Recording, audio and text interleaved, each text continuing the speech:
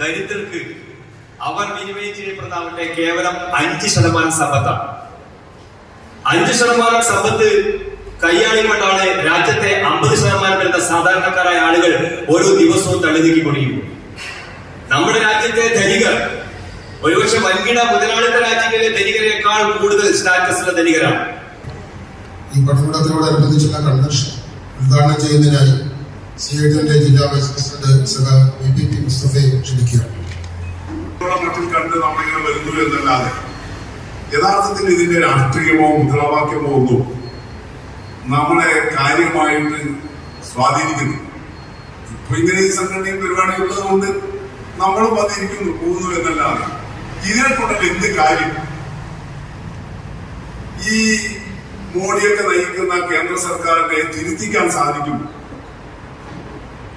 ഈ ആഗോളവൽക്കരണ നയങ്ങൾ നമ്മളിങ്ങനെ പ്രസംഗിക്കുന്നതല്ലാതെ ഇതൊക്കെ അവസാനിപ്പിക്കാൻ കഴിയും.